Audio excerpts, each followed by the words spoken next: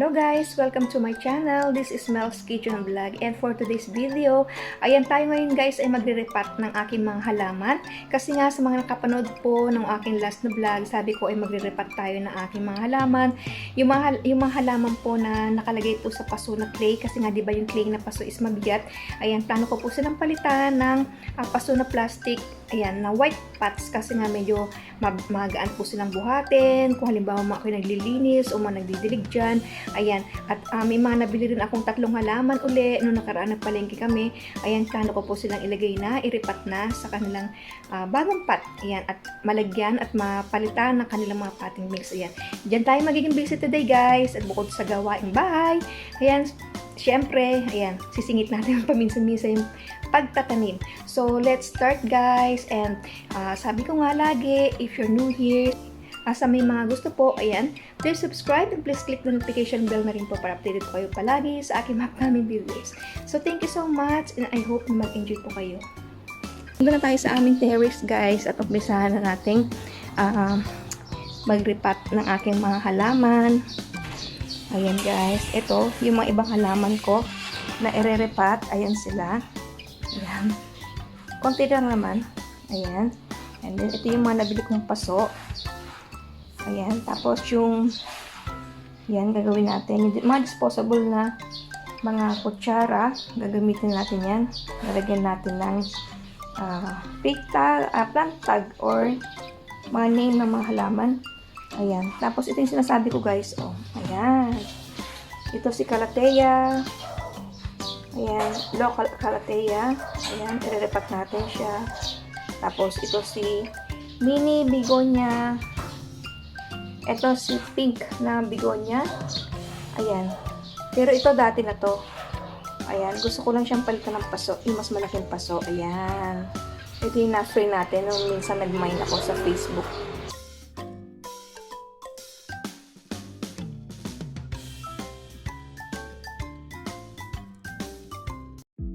So, let's start na guys. Ayan, naka-ready na ang ating potting mix. Kaya mag-transfer na lang tayo ng mga halaman.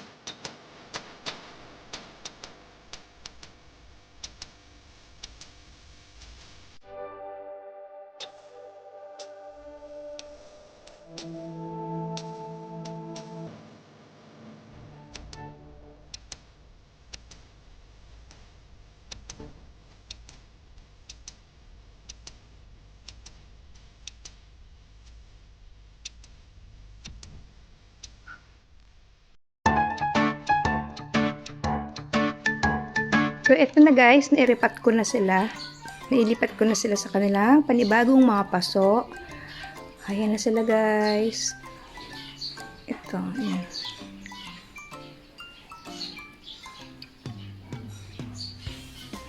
Ito nga pala si Monstera Doncini.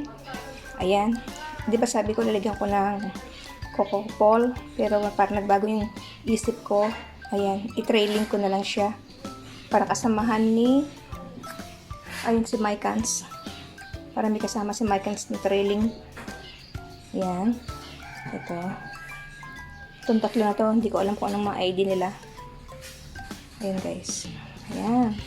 Kasi di ba ito guys, sabi ko irelipat ko din, pero naubusan ako ng nagkulang yung aking nabiling pasok. Kaya next time ko na lang sila ulit irelipat. At ito guys, ayan, ililipat ko dun sa isang paso na pabilog. Kasi maganda daw yan pagka lumago na sila. So, that's it for today's video guys. So, thank you so much for watching. And, yun nga, yung like ko sinasabi. If you're new here, please subscribe and please click the notification bell para updated po kayo sa aking mga upcoming videos. So, thank you so much. Take care, stay safe, God bless. See you in my next vlog.